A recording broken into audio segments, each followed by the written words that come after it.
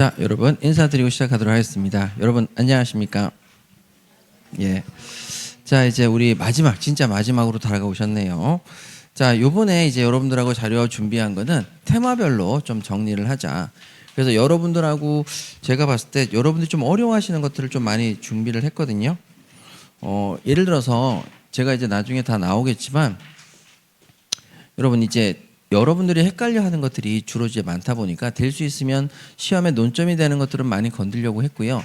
다만 우리가 이제 여러분들이 개인적으로 이제 공부를 조금 해주셔야 되는 부분이 있는데 요번에 이제 우리 시험이 조금 어렵게 나올 수 있기 때문에 거기에 관련돼서 최신 기출 문제까지 해가지고 쭉 자료를 만들려고 노력을 많이 했어요.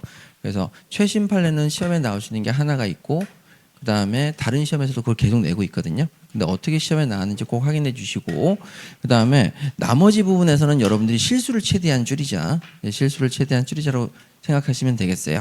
그래서 앞으로 남은 기간 어떻게 공부하시냐면 일단 여러분들 기출지문을 해주시는 거는 확실합니다. 기출지문은 확실히 꼼꼼히 봐주시고 그 다음에 기출지문에서 여러분 제가 예상 문제가 있는데 우리 이제 객관식에서 예상 문제 있잖아요. 예상 문제까지 꼼꼼히 좀 봐주셨으면 좋겠어요. 예상 문제까지. 그래서 올해 제가 이게 좀 약간 엄살을 부리는 이유가 옛날에는 여러분 기출 지문만 해도 충분하다 이렇게 말씀드리고 예상은 조금만 더 추가하세요 이렇게 얘기했는데 다른 시험은 다 응시인원이 줄었는데 우리 응시인원만 9,000명을 향해서 달려가고 있죠. 그래서 1차생이 많으면 이제 1차에서 합격하는 사람이 많으면 2차생이 너무 응시인원이 너무 많아지잖아요. 그래서 이걸 대비하기 위해서 올해 시험 봤던 세무사 시험, 그 다음에 감정평가사 시험에서 전부 다 엄청나게 문제를 좀 어렵게 냈거든요.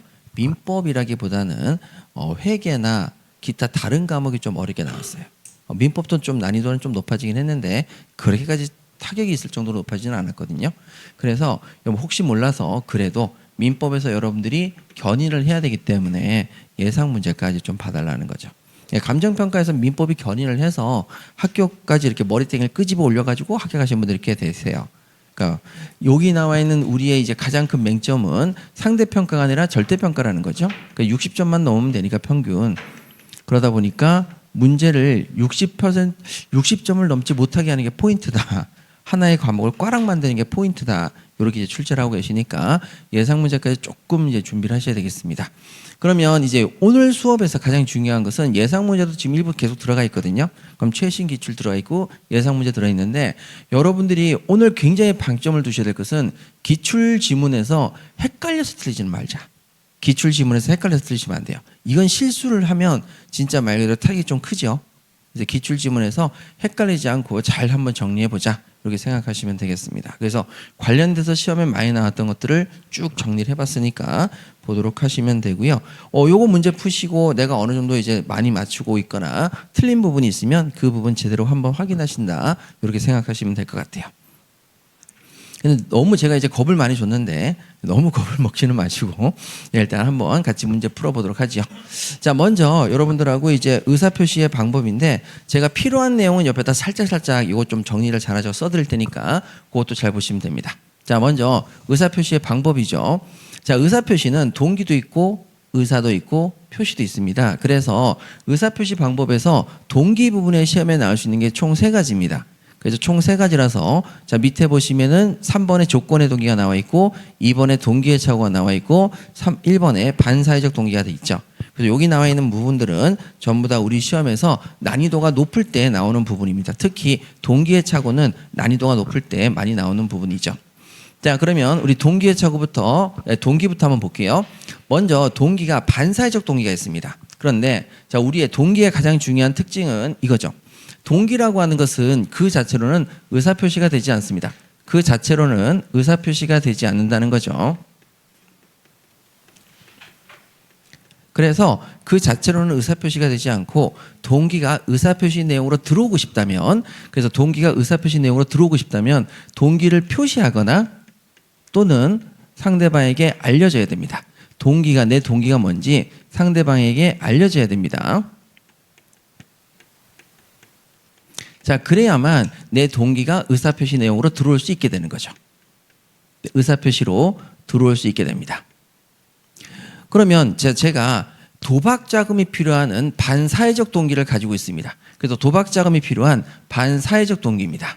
그러면 이 동기가 외부로 표시되지 않거나 상대방에게 알려지지 않으면 제 의사표시는 도박 자금을 빌려달라는 것이 도박 자금이라고 얘기 안 하고 돈 빌려줘 이렇게 얘기하잖아요. 요거는 이제 반사회적 법률행위가 되지 않는 거죠. 하지만 내가 도박하는데 필요한 돈 빌려줘, 도박장 주인한테 돈 좀 빌려줘 해서 돈을 빌려달라는 그 동기, 도박자금이라는 걸 표시하거나 상대방에게 알려지게 되면 그때는 의사표시 내용으로 동기가 들어올 수 있게 돼서 이 의사표시 전체가 반사회적이 됩니다. 자, 그러면 여기 나와 있는 내용이 두 가지 패턴이 있는데요. 첫 번째가 뭐냐면 매매 계약의 동기가, 자, 앞에 동기가 딱 보이시죠? 동기가 반사회적입니다. 이것만 가지고는 매매계약이라는 법률행위 자체를 반사회적으로 만들 수는 없습니다.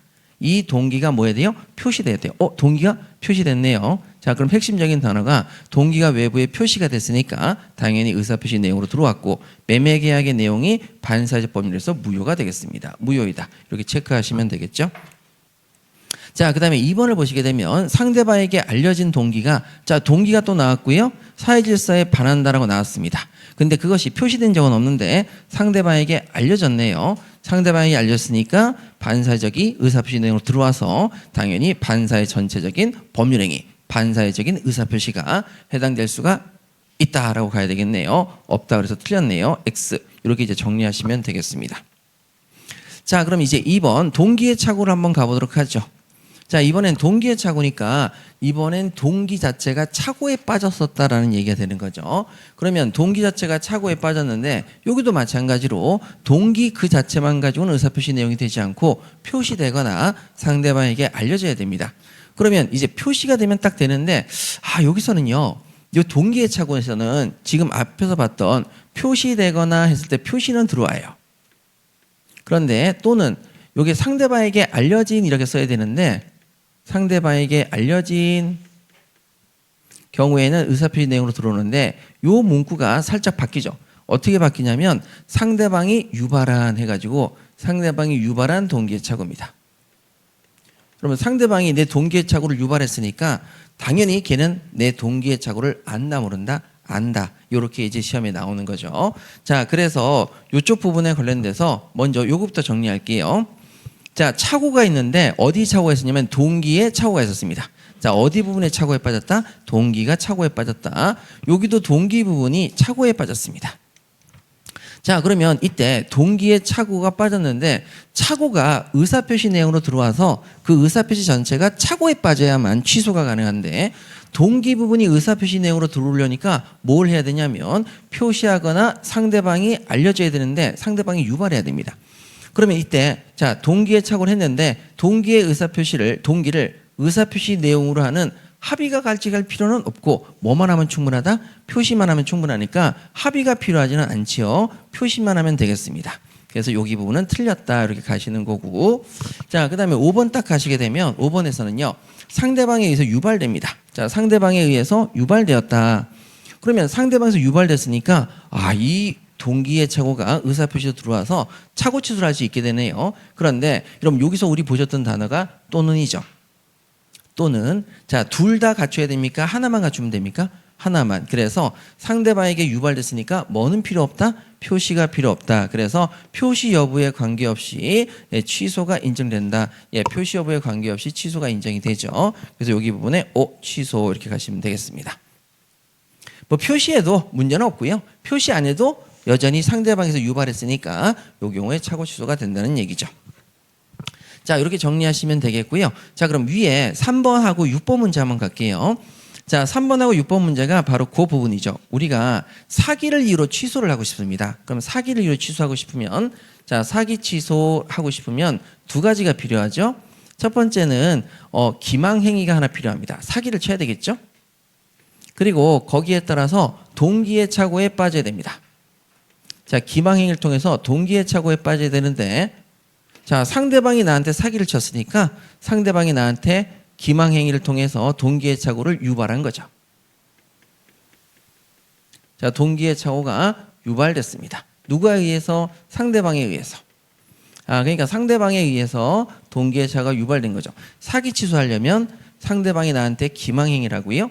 그리고 상대방의 동기에 차고 상대방이 나한테 동기에 착오를 유발해야 사기 취소가 되겠습니다. 자, 그러면 첫 번째 나와 있는 게 뭐냐면 여기 나와 있는 3번 지문이죠. 상대방의 기망행위. 자, 상대방이 기망행위를 했습니다. 기망행위 갖췄네요.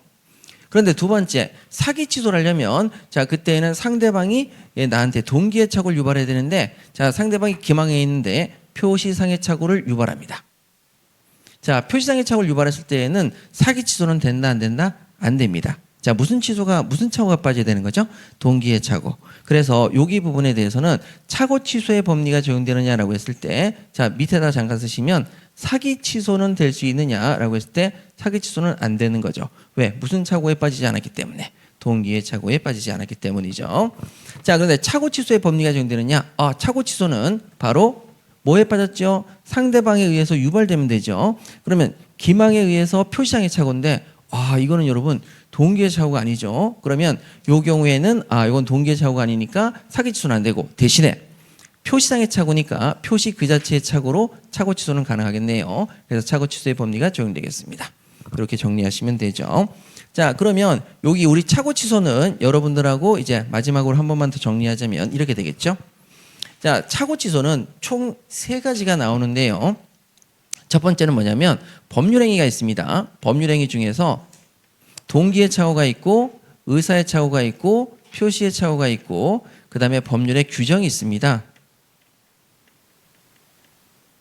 그래서 우리가 이제 다 정리를 했던 내용인데 자, 한번 볼게요.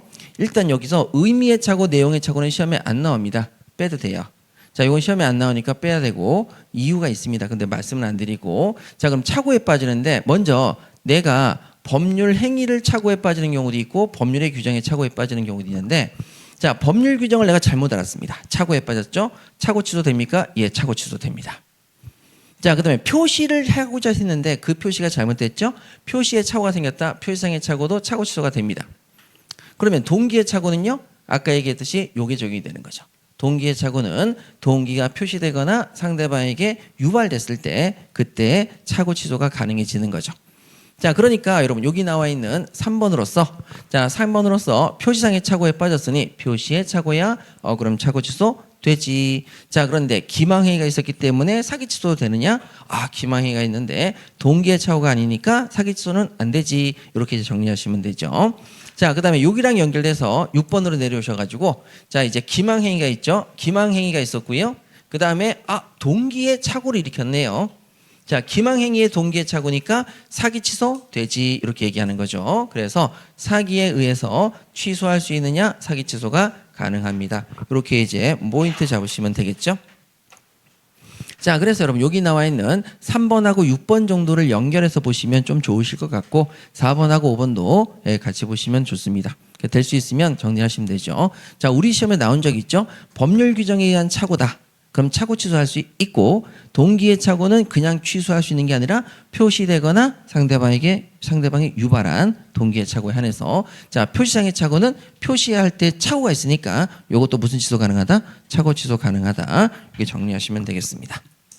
자, 그 다음에 여기 나와 있는 3번의 조건의 동기도 한번 볼게요. 자, 조건의 동기 그러면 이번에는요 동기 부분이 조건입니다. 그럼 조건이 있는 부분에 동기가 있다는 얘기죠.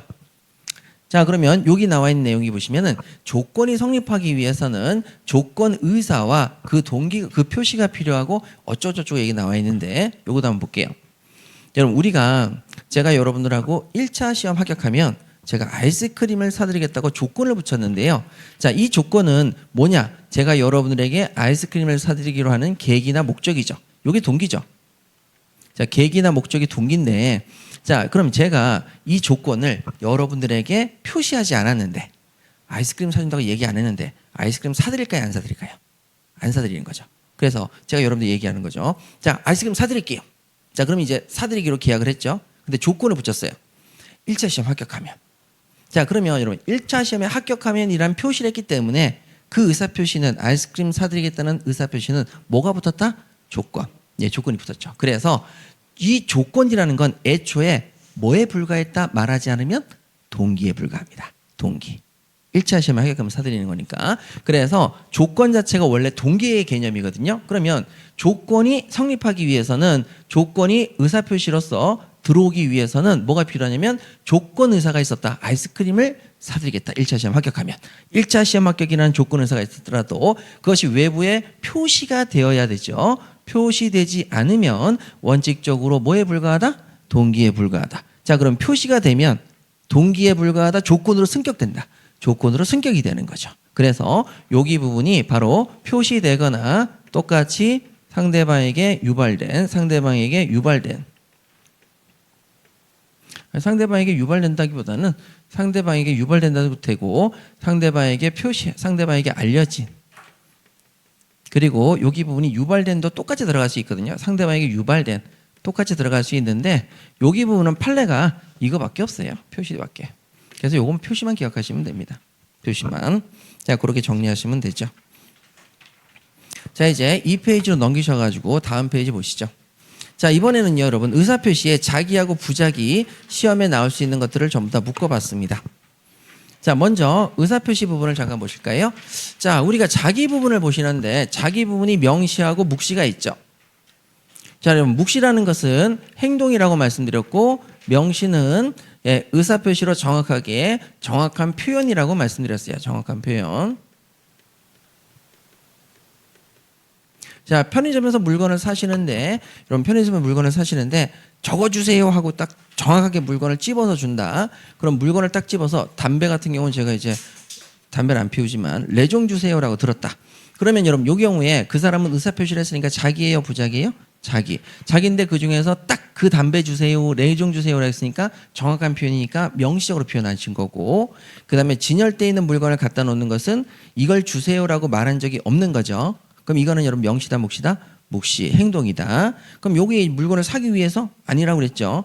저기가 유통기한 지난 거 확인해서 갖다 줬습니다. 이렇게 얘기할 수도 있기 때문에 꼭 그것만 가지고는 명시적으로 볼 수는 없다. 행동으로 묵시적으로 보인다라고 가시는 건데, 자, 명시다, 묵시에서 중요한 포인트는 자, 과연 의사표시는 모두 명시, 묵시가 가능합니다. 이게 포인트죠. 그런데 최근에 시험에서 나오고 있는 게 딱 하나인데 그게 한 20년 전에 사법시험에서 나왔던 그런 지문인데 드디어 우리 시험에서 나오기 시작하고 다른 시험에서 나오기 시작했죠. 자, 뭐가 포인트냐면 예외적으로 꼭 명시적으로만 해야 되는 게 있습니다. 자, 묵시는 안 되고 반드시 뭐 해야 된다고요? 명시적으로만 꼭 해야 되는 그러한 내용이 있습니다. 그것만 잘 기억하시고 요거 빼고 나머지는 전부 다 뭐로 간다? 명시, 묵시 모두 가능하다. 이렇게 문제를 푸시면 되시겠어요. 그러면 요 밑에 쭉 내려오시게 되면 예외가 있잖아요. 요 예외에다가 별표를 하나 꼭 치셔서 여기 부분이 바로 명시적으로만 꼭 해야 됩니다. 묵시는 안 됩니다. 자, 그럼 여기 한번 볼게요. 아파트 분양 위임입니다. 자, 아파트 분양 위임이라고 하는 여기 부분에 박스를 좀 치시죠. 아파트 분양 위임인데 여러분 말 그대로 분양 업무를 위임받은 자입니다. 자, 분양 업무를 위임받았어요. 자, 그럼 내가 아파트를 지었는데 좀 이분한테 좀 팔아줘라고 부탁을 한 거죠. 그런데 분양 업무를 위임받은 자가 있는데 그 사람은 너무 물건을 잘 팝니다. 여러분 아시죠? 물건을 잘 파는 사람과 못 파는 사람이 얼마나 차이가 나는지. 자, 그럼 물건을 너무 잘 팔아요. 그래서 내가 그 사람한테 부탁했죠. 꼭 좀 팔아줘. 너가 한 달만 있으면 완판이라며. 막 그러면서 팔아달라고 부탁을 했는데, 자, 그러면 이 사람의 능력이 매우 중시됩니다. 이 사람의 능력이 매우 중시되는 경우죠. 그런데 이 사람이 얘기하는 거죠. 나 저기 직원 한 명 데리고 와서 걔한테 팔게 하고 싶은데 라고 하는 거죠. 자, 그러면 그때 그 직원은 어떤 사람이냐? 바로 복대리인인 거죠. 복대리인인데 여러분 복대리인이 꼭 물건을 잘 판다는 능력이 있다고 확인될 수 있어요, 없어요? 그건 없단 말이죠. 그래서 자, 뭐라고 얘기하냐면 물건을 꼭 팔아야 되는 그 분양 업무를 위임받은 사람이 만약 직원을 데려와가지고 물건을 팔고 싶다면 본인의 묵시적인 승낙이 아니라 반드시 뭐가 있어야 된다? 명시적 승낙 정도는 있어야 된다. 그래서 명시적 승낙이 있어야 되고 그 다음에 그런 명시적 승낙이 없다면 그때는 복대리인을 선임할 수 없다. 굉장히 아주 가끔씩 나오는 판례인데 드디어 우리 시험부터 시작해서 다른 시험까지 몇 년 전부터 나오기 시작하더니만 이제 본격적으로 터치를 해주더라고요. 여기 부분은 우리 꼭 기억하시죠. 자, 그러면 여러분 요거 빼고 나머지는 전부 다 뭐가 다 가능하다? 명시, 묵시 모두 가능합니다. 그러면 나머지 문제 푸실 때에는 주저함이 있어서는 안 되겠죠. 자, 여기 한번 보시죠. 미성년자의 법률행위에 법정 대리인이 동의를 해줍니다. 자, 법정 대리인이 동의를 해주는데 법정 대리인의 동의가 반드시 명시하게 됩니까? 묵시도 가능합니까? 묵시도 가능하니까 묵시적 동의가 인정된다면 동의를 받았으니까 그 행위를 취소할 수 없겠죠? 취소할 수가 없다. 자, 그 다음에 임의 대리에서 수권행위. 자, 대리권을 수여하는 행위도 명시적으로도 가능하지만 묵시적으로도 얼마든지 의사표시를 할 수 있고요. 그 다음에 본인을 드러내는 현명입니다. 본인을 드러내는 대리인하는 현명도 당연히 묵시적으로 할 수도 있죠. 그래서 현명도 묵시적으로 가능하다. 없다. 그래서 틀렸네요. X. 그러니까 아까 전에 얘기했던 그 아파트 빼고는 나머지 전부 다 명시 묵시 가능하다 가시면 되겠고, 자, 그 다음에 여기 나와 있는 4번도 별표 치시죠. 별표 딱 하나 치셔서, 자, 직원이 있습니다. 자, 직원이 있는데 제가 팀장한테 부탁을 했죠. 여기 게시판에다가 파일 좀 올려주세요. 그랬더니만 직원한테 일을 시킵니다. 그럼 직원한테 일을 시키는데, 자, 보세요. 묵시적 승낙도 되느냐? 원래 자, 의사표시는 명시묵시가 가능하니까 대리인이 복대리인 선임할 때에는 복인권을 행사하는 복대리인 선임하는 행사는 명시적으로만 꼭 해야 됩니까? 묵시도 가능합니까? 묵시도 가능하죠. 다만 어떤 경우에 아파트 분양 업무 그 경우엔 복대리인 선임을 본인의 승낙이 묵시적 승낙, 명시적 승낙, 명시적 승낙이고 여기는 묵시적 승낙에 본인의 묵시적 승낙에서도 얼마든지 임의 대리인의 보인권 행사는 허용이 된다, 허용되지 않는다, 허용됩니다. 않는다, X. 자, 그래서 원래는 명시묵시 가능한데 어느 경우에만 안 된다? 아파트 분양 업무, 개인의 능력치를 매우 중시하는 그럴 경우에만 묵시는 안 되고 뭐만 가능하다? 명시적으로 복대리인 선임만 가능하다. 이렇게 정리하시면 끝나시겠죠. 그래서 4번하고 8번을 좀 묶으셔서 자, 4번하고 8번을 좀 묶으셔서 이렇게 한번 정리해 주시면 조금 더 낫지 않을까. 헷갈리시면 안 됩니다. 복대리 나왔는데 무조건 명시만 돼. 그렇게 가면 안 되고 명시묵시 가능한데 개인의 능력 중시할 때만 명시적이야. 이렇게 정리하셔야 됩니다. 자, 그러면 그 다음에 보시게 되면 이제 5번이죠. 자, 여기 나와 있는 125조의 표현 대리가 성립하고 싶습니다. 그러면 그때 대리권 수여의 표시를 해야 되겠죠. 대리권 수여 표시는 명시적으로 하면 됩니다. 내가 얘한테 대리권이 있어. 얘한테 대리권 뒀지. 이렇게 명시적으로 할 수도 있지만 사회통념상 대리권을 추단할 수 있는 직함 등의 사용을 승낙했습니다. 그럼 이게 직함 등의 사용을 그랬어? 그럼 제가 대리권을 수여했다고 한 겁니까? 쓰라고 한 겁니까? 쓰라고 한 거죠. 그럼 이거는 명시다, 묵시다? 묵시. 이제 묵시적으로 승낙한 경우도 포함이 됩니다. 자, 그 다음에 무권대리 행위의 추인도 마찬가지로 명시, 묵시 모두 가능한 거죠. 명시적 방법으로만, 많이 틀렸죠. 명시, 묵시 모두 가능한데 명시적 방법으로만 했기 때문에 여기 부분이 틀린 겁니다. 자, 무효행위의 추인도 마찬가지로 명시도 가능하고 묵시로도 할 수 있다. 이렇게 체크하시면 되겠죠.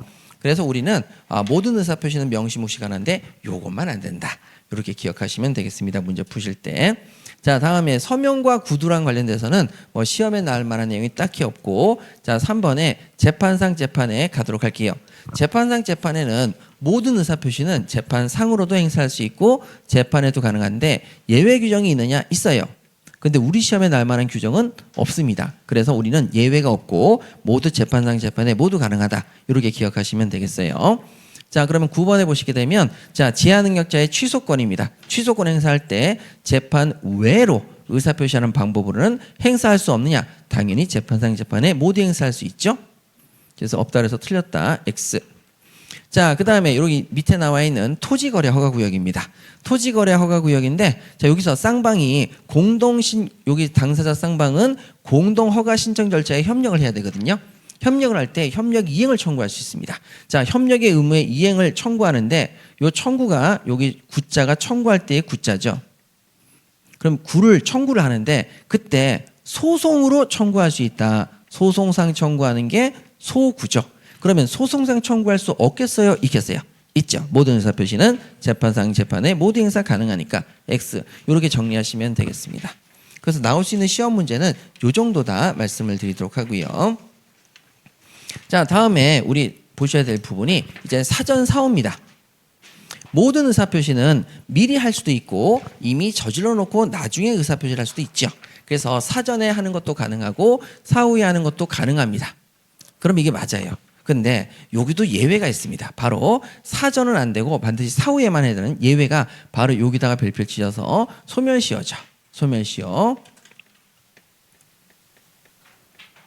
자, 여러분, 소멸시효는 사전에는 할 수 없고 사후에만 해야 됩니다. 그래서 요거가 예외고 요거 빼고 나머지는 전부 다 뭐가 가능하다? 사전 사후가 가능하다 하시면 되겠죠. 자, 그러면 여기 나와 있는 요 12번하고 13번부터 볼게요. 자, 여기 부분은 여러분 별표를 꼭 쳐야 되는 이유가 올해 여기 왜 최신 판례가 나왔고 그 최신 판례가 계속 지금 다른 두 군데서 시험에서 계속 나오고 있기 때문에 무조건 요거 기억하셔야 됩니다. 자, 그럼 볼게요. 우리가 소멸시효 중단의 승인과 그 다음에 시효 완성의 시효 완성 후에 시효이익 포기가 있습니다. 그러면 자, 여기 부분이 이렇게 그림이 그려진다고 그랬죠? 자, 여기가 소멸시효 완성 시점입니다. 소멸시효가 완성이 됐는데 소멸시효 완성되기 전에 채무자가 일부를 변제합니다. 일부를 변제해요. 자, 그러면 이때 예를 들어서 내가 소멸시효가 완성되기 전에 채무를 승인했다. 아, 그러면 채무를 승인했다. 그럼 채무를 승인하면 여긴 소멸시효 중단이 됩니다. 근데 소멸시효가 완성이 되고 나서 내가 채무자라는 걸 승인했다. 내 돈 갚을게 라고 승인했어요. 그러면 이 경우에는 중단이 아니라 시효이익의 포기로 갑니다. 시효이익의 포기죠. 그런데 여기서 성질상 보세요. 소멸시효가 완성되기 전에 소멸시효가 완성된 후에 승인을 하게 되면 그때는 시효이익 포기랑 연결되는데 소멸시효가 완성되기 전에 만약에 전에 채무를 승인하면 시효이익 포기가 되겠어요? 소멸시효 중단이 되겠어요? 중단이 되는 거죠. 그러니까 전일 때에는 중단이 돼버리니까 전에는 포기할 수가 없다라는 결론이 나오는 거죠.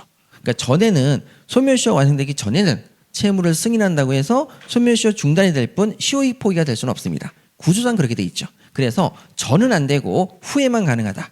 자, 그다음에 또 하나가 뭐 있냐면 소멸시효가 진행이 되고 난 다음에 그때 소멸시효를 멈추는 중단이 가능한데 이것도 전에 소멸시효가 진행되기 전에 뭔가를 채무를 승인했다고 해서 중단이 될 것이냐? 진행한 게 없는데 무슨 중단?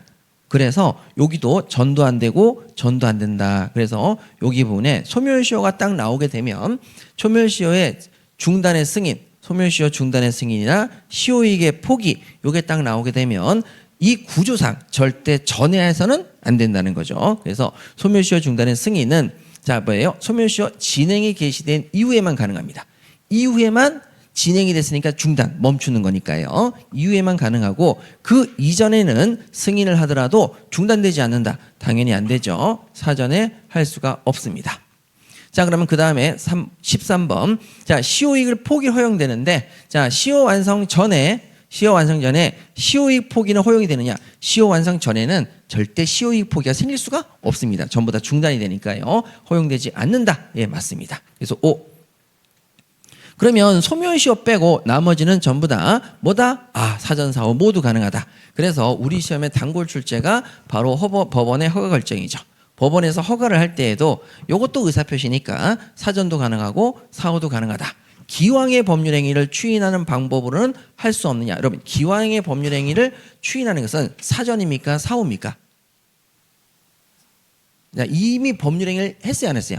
했는데 그때 그 뒤에 허가를 했으니까 사전입니까? 사후입니까? 사후 허가하는 겁니다.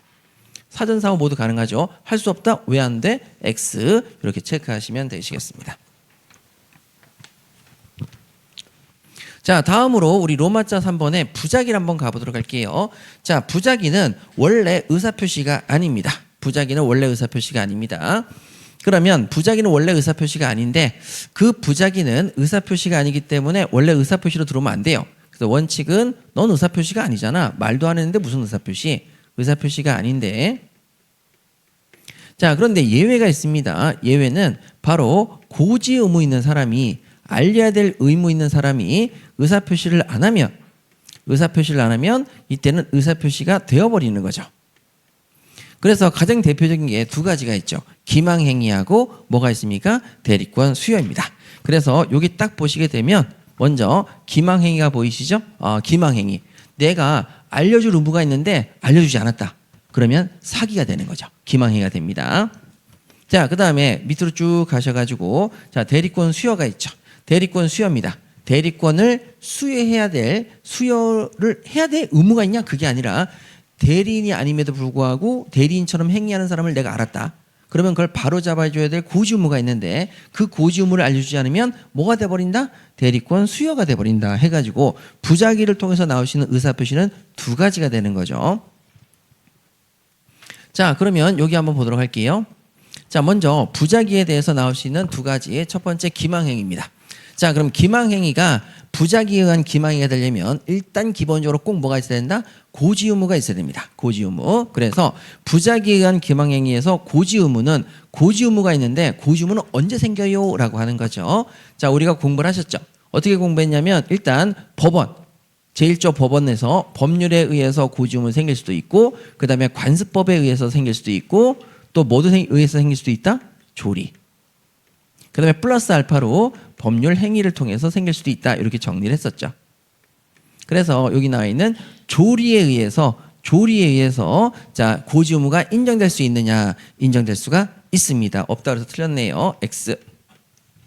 자, 이게 우리 기출지문이기도 하죠. 예, 기출지문이니까 꼭 다 기억하셔야 되는 거예요. 그래서 그 다음에 부작위에 의한 기망행위가 인정될 수 있느냐? 인정될 수가 있죠. 무슨 의무만 있으면 고지 의무 있는 사람이라면 인정될 수 있겠죠. 그래서 인정될 수 있다. 그 다음에 여기 나와 있는 고지 의무를 부담하는 자가 있어요. 고지 의무를 부담하는 자가 있는데 그러면 얘는 고지를 꼭 해줘야 됩니다. 그런데 얘가 얘기를 안 했어요.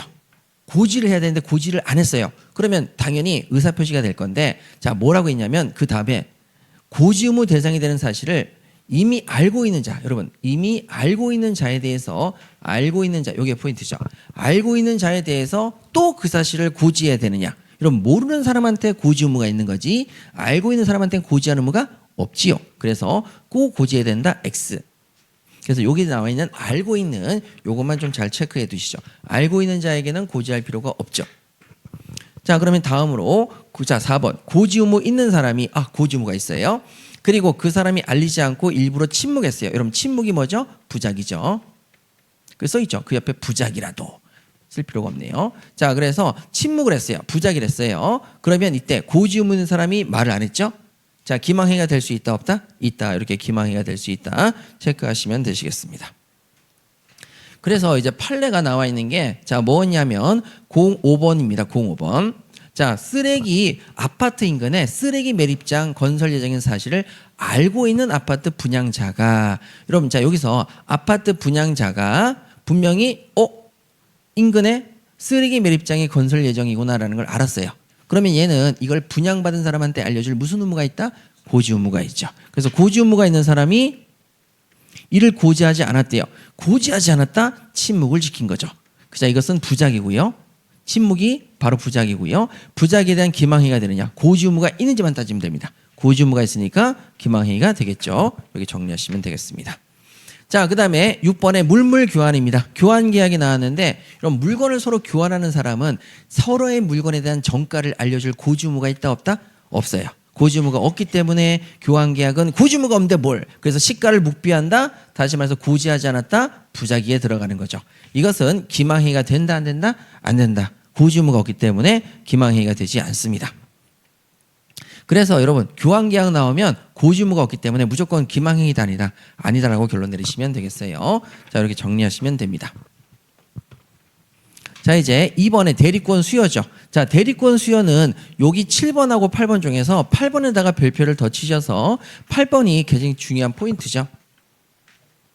자, 8번 한번 볼게요.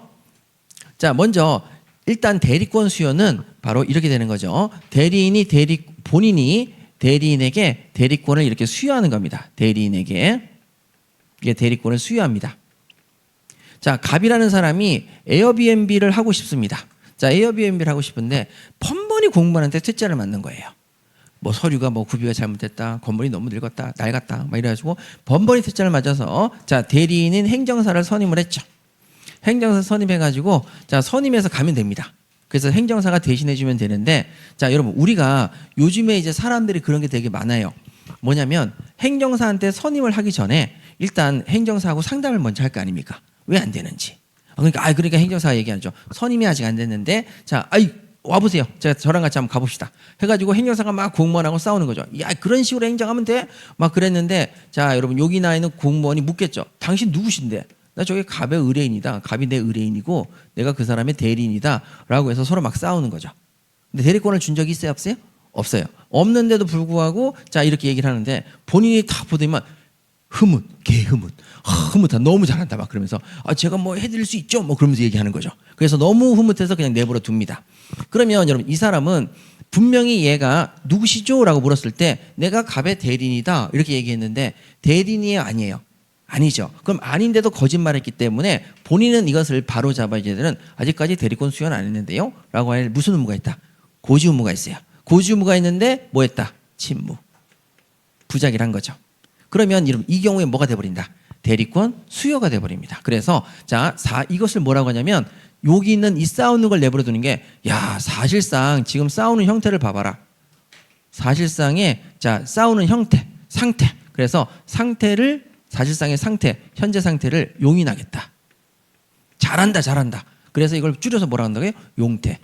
그래서 사실상 현재 상태를 용인한다. 이걸 뭐라고 한다고요? 사실상의 용태라고 하는 거죠. 사실상 용태를 하게 되면 이 단어가 나오게 되면 대리권 수여가 뭐 될 수 있다? 추단될 수 있다. 대리권 수여가 된 게 될 수 있다. 주어버린 게 될 수 있다. 이렇게 정리하시면 되겠고요. 자, 그러면 이제 08번 가도록 하죠. 자, 08번은 뭐냐면 이렇게 얘기합니다. 자, 본인이 대리인과 자 이런 부분에 에어비앤비 자꾸 허가를 안 내줘요라고 이게 의뢰만 상담을 했어요. 그때면 공무원이 요 대리인이 아유 좀 너무 안타깝네요. 저한테 맡기시면 제가 잘해드릴 텐데.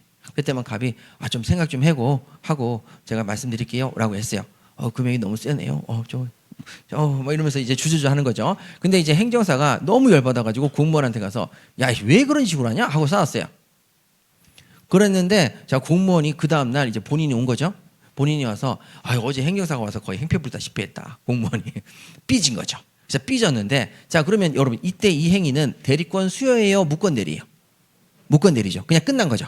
그래서 여기 포인트는 무권 대리 행위가 있었어요. 그리고 가서 깽판을 쳐서 진상짓을 해서 범죄가 될 만했어요. 공무집행 방해 이렇게 해서 범죄가 되는 행위를 할 만했는데 그 여기 있는 본인이 그런 일이 있었어요? 나 상담만 했는데 대리권 수여도 안 하고 나 아무것도 한 적이 없는데 이렇게 된 거죠. 자 그럼 이 상태에서 자 그 사실을 알고 뭐 이런 놈이 다 있어? 하고 왜 나의 대리인으로 사칭해? 라고 해서 형사고소를 하지 않았어요. 형사고소를 하지 않았어요. 그러면 여러분 이 사람이 행위를 할 때에는 내가 대리인이라고 행위를 했으면 바로 잡혀줄 고의지 의무가 있는데 행위했던 것을 그 당시에 알았다 몰랐다? 몰랐죠. 그래서 무권대리 행위가 됐어요. 그러면 그때서부터는 뭐 제가 알 게 아니죠 하고 이제 손 넣으면 되는 거죠. 그래서 장기간 형사고소를 하지 않았다고 그래서 묵시적 추인 인정되느냐? 여러분 그대로 내버려두면 자 이제는 바로 잡아줘야 될 의무가 있어요 없어요? 없어요. 왜? 무권대리 행위를 했죠? 바로 잡아줄 의무가 없어요.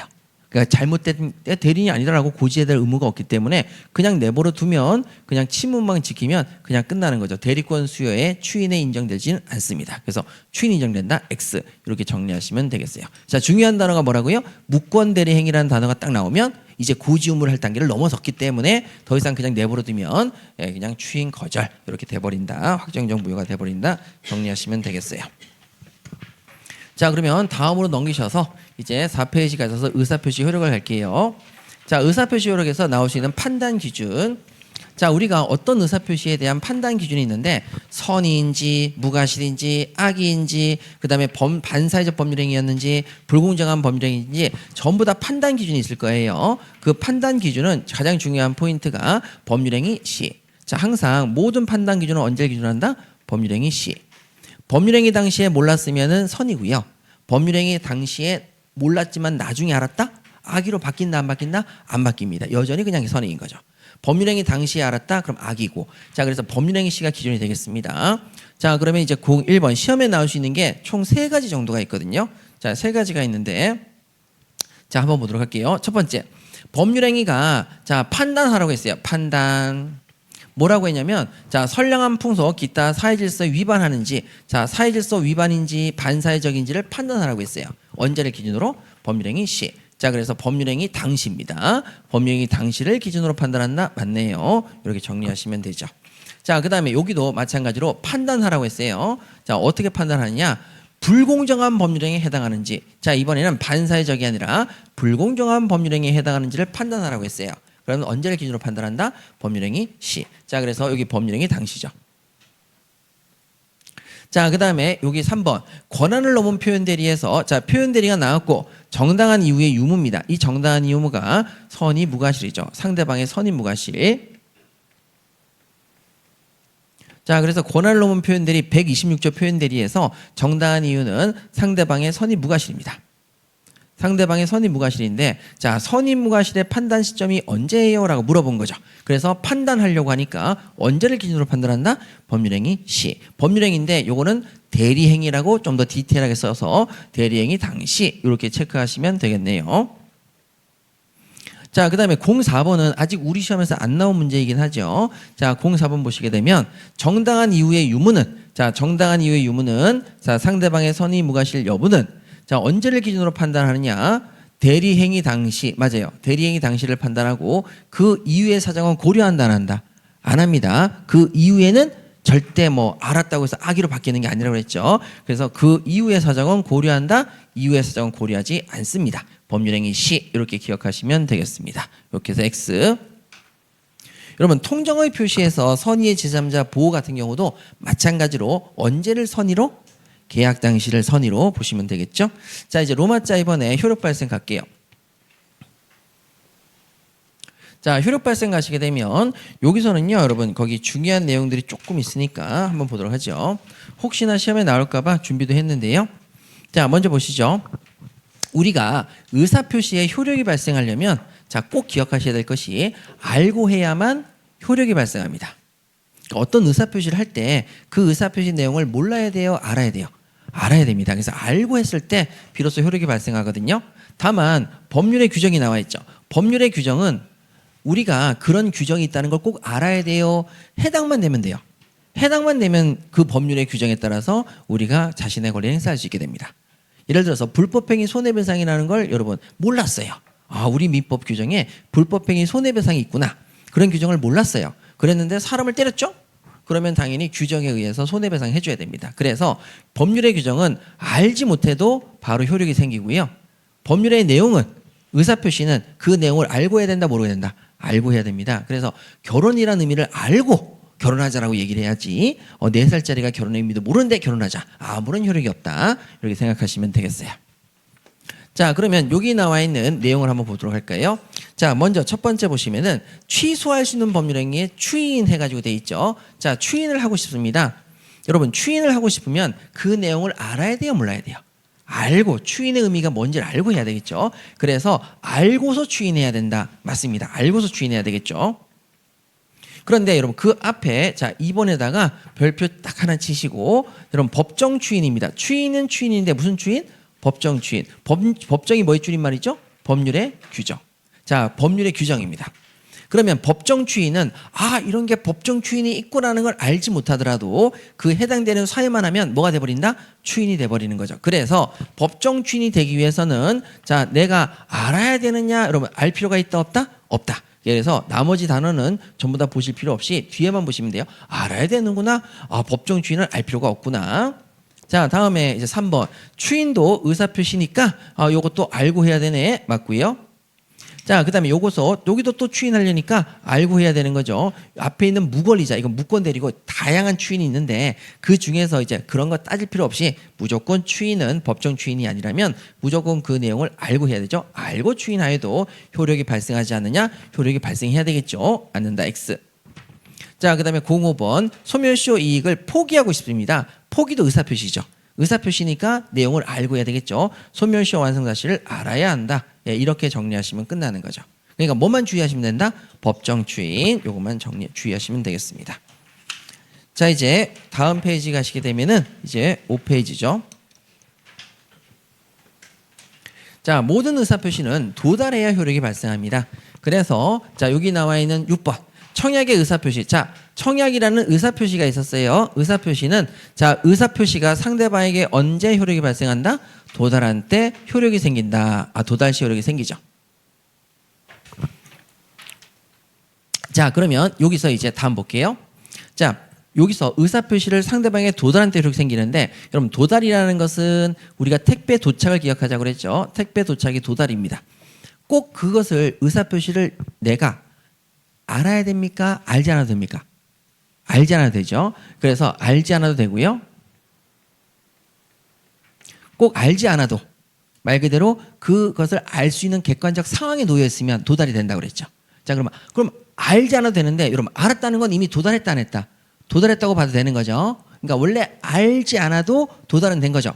택배 내용물이 뭔지 알지 않아도 택배는 도착한 거야, 하는 거야? 한 거죠. 한 거죠. 근데 알았다. 그럼 도달한 거야, 하는 거야? 도달한 거죠. 개봉한 거죠.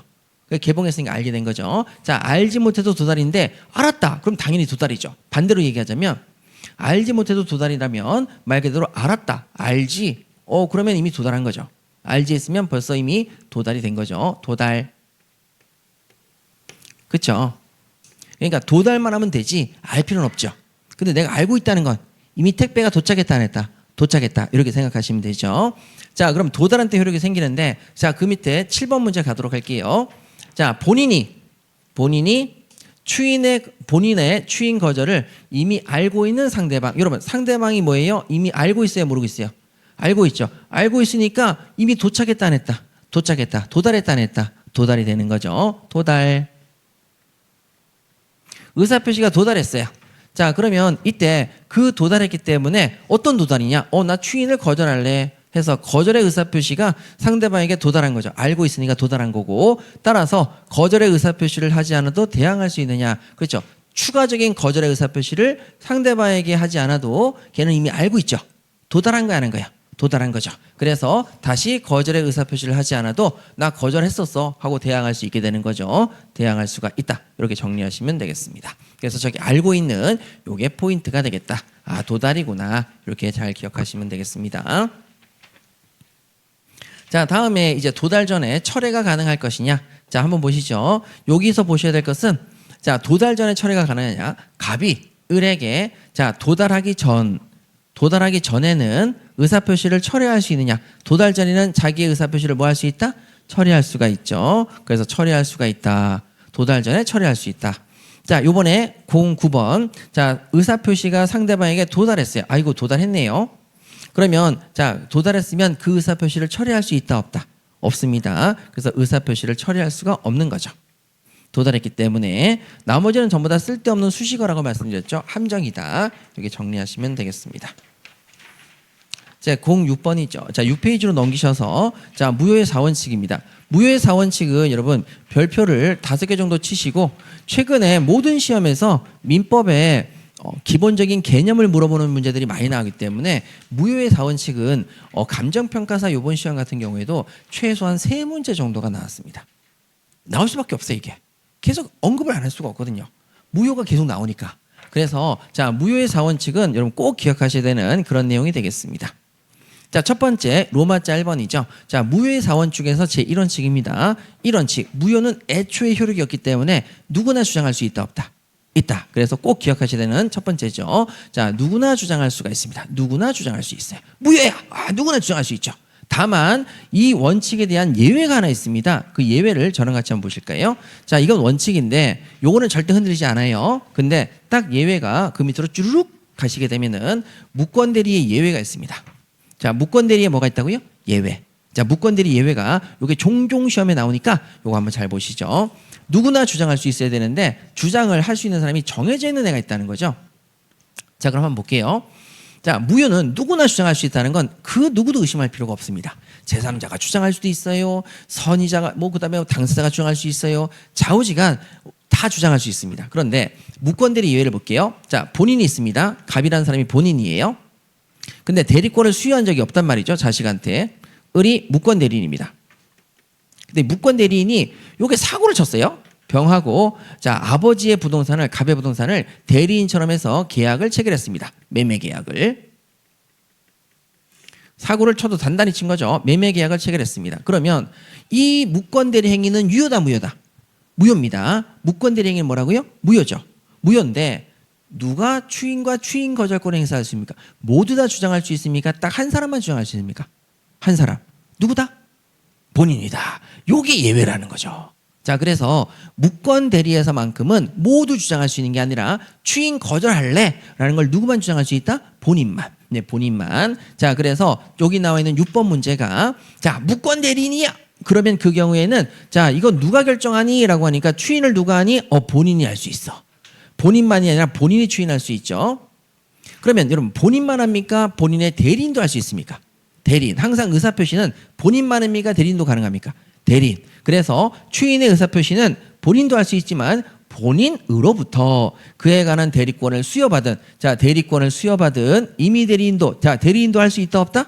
있다. 이렇게 정리하시면 되겠죠. 요것만 주의하시면 됩니다. 무권 대리에서만큼은 무효를 누가 주장한다? 본인이 주장하는 거고 딴 사람 못 합니다. 그런데 나머지 무권 대리 빼고 나머지는 전부 다 누구나 주장할 수 있게 되죠. 그래서 저기 나와 있는 1번 01번 문제 보시게 되면 허위 표시를 한 자가 있습니다. 허위 표시를 한 사람, 통정 허위 표시를 한 자죠. 다른 말로 귀책 쌓여 있는 사람입니다. 야, 네가 이런 짓거리를 했구나. 귀책 쌓여 있는 자, 나쁜 짓을 한 놈도 그 의사표시가 무효다라는 사실을 주장할 수 없다, 주장할 수 있다. 주장할 수가 있습니다. 틀렸죠? 없다 그래서. 그러니까 귀책 쌓여 있는 사람도 무효를 주장할 수 있다, 없다? 있다. 자, 그다음에 02번. 자, 법률행위 무효는, 자, 무효죠. 제한능력자, 차고나 사회강박에서 의사표시한 자, 그에 들인 승계인 이외에는 주장할 수가 없느냐? 여러분, 이런 이외에도 주장할 수가 있어요, 없어요? 있어요. 없다, 틀렸다. 그럼 여러분, 이거는 뭡니까? 법률행위 무효가 아니라 취소권자입니다. 취소를 주장할 수 있는 사람은 요거밖에 없죠. 근데 취소가 돼서 무효가 되면 그때는 누구나 주장할 수 있는 거죠. 자, 그러면 요 구조를 좀 잠깐 보여드릴게요. 자, 여기 잠깐 보시게 되면 이렇게 되죠. 다른 색깔로 좀 가도록 합시다. 이렇게 되는 거죠. 자, 갑이라는 사람이 미성년자입니다. 미성년자인데 법정 대리인이 있을 겁니다. 법정 대리인이 엄마가 을이 있는데, 자, 이때 미성년자가 법정 대리인 동의 없이 병과 계약을 체결했습니다. 매매계약. 매매계약. 자, 그래서 갑이 가지고 있는 미술품. 자, 뱅크시 미술품. 자, 그래서 시가 한 20억짜리를 자, 2천만 원에 팔아넘긴 거죠. 자, 그래서 2천만 원에 팔아넘깁니다. 뱅크시 그림을. 뱅크시 그림을 2천만 원에 팔아넘긴 거죠. 자, 그러면 이때 이 그림에 대해서 부모님의 법정 대리인의 동의를 얻은 적이 없거든요. 그러면 취소권자가 누구지? 여러분, 동의 없이 한 매매 계약이니까 취소할 수 있다 없다? 있다.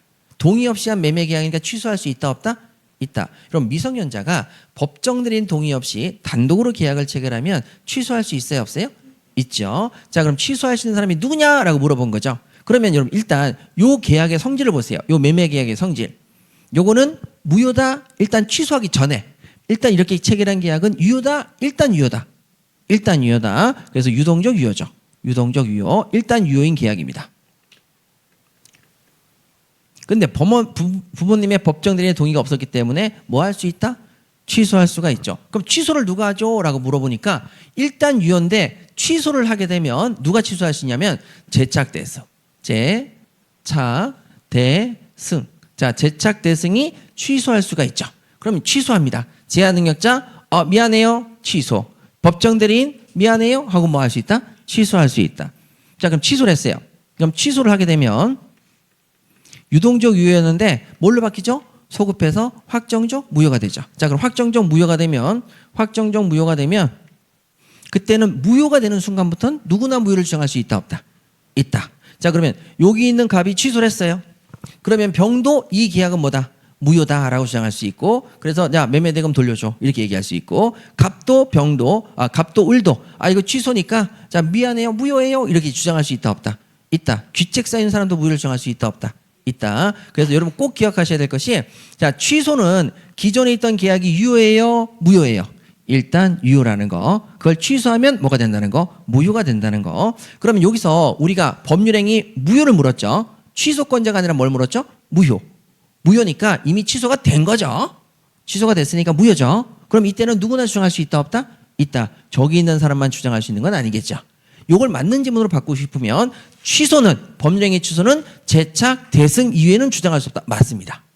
무효 대신에 뭐가 들어오면 맞다고요? 취소가 들어오면 맞고, 그런데 무효 자체를 물었으니까 요것 외에도 주장할 수가 있는 사람들이 널렸죠. 널렸습니다. 누구도 주장할 수 있다. 상대방도 무효를 주장할 수 있어요. 이거 무효야. 네가 취소했잖아. 그러니까 난 무효야. 그러니까 무효를 주장할 수 있는 거죠. 누구나. 잘 기억하시기 바랍니다. 자, 그 다음에 여기 나와 있는 3번도 마찬가지로 토지거래 허가구역입니다. 토지거래 허가구역인데 확정적 무효가 됐어요. 자, 무효가 됐을 때, 자, 무효가 됨에 있어서 귀책 쌓이는 자도 무효를 주장할 수가 없느냐? 여러분, 귀책 쌓이는 자도 무효를 주장할 수가 있어요, 없어요? 있어요. 없다 그래서 틀렸습니다. 주저하지 마세요. 누구나 다 무효를 정할 수 있습니다. 자, 그러면 이제 여기다 별표 또 하나 치셔서 자, 여기 강행법 규정에 위반한 약정을 한 자입니다. 강행 규정에 위반한 약정을 했으니까 당연히 무효죠. 약정은 당연히 뭐가 된다? 무효. 무효인데 이때 특별한 사정이 없는 한 신의 성실에 반해서 허용될 수가 없느냐? 여러분, 강행 규정에 위반한 약정을 한 자가 스스로 무효를 정한다. 또 얘는 뭐예요? 귀책 쌓이는 자입니다. 귀책 쌓이는 자가 무효를 주장하는 것이 당연히 할 수 있다. 당연히 할 수 있다. 마지막으로 신의 책에 의해서 허용될 수가 없느냐? 여러분, 이때는 신의 책이 적용돼서 허용될 수 없어요. 무효는 누구나 주장할 수 있어요. 누구나 주장할 수 있으니까 신의 성실에 반해서 허용될 수 없다? 아니요. 허용될 수 있습니다. 없다 그래서 틀렸네요. X 이렇게 정리하시는 거죠. 자, 그래서 무효는 신의 책까지 연결해서 잘 체크하셔야 된다. 신의 책까지 연결해서. 자, 그다음에 여기 의사 무능력을 이유로 무효를 주장한다. 그것은 신의 책에 반하느냐? 여러분, 신의 책에 반해요, 안 반해요? 안 반해요. 이렇게 정리하시면 되겠습니다.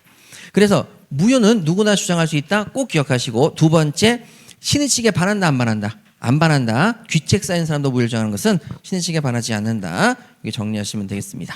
자, 그리고 마지막으로 무권 대리. 무권 대리는 잘 기억해 두시자. 본인하고 본인의 대리인.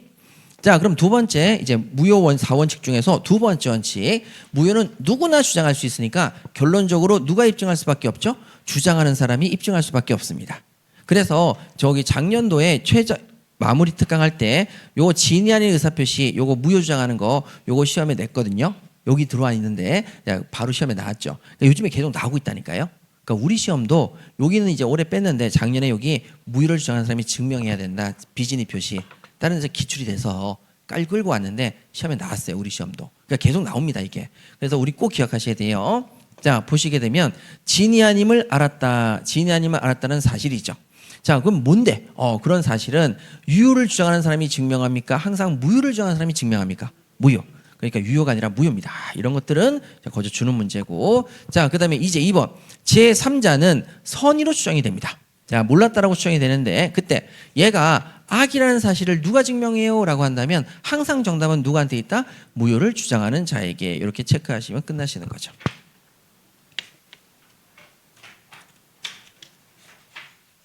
자, 그 다음에 우리 7페이지로 넘기셔서 시간이 좀 이렇게 됐네요. 자, 그러면 7페이지는 잠깐 쉬었다가 계속하도록 하겠습니다. 잠시만 쉬시죠.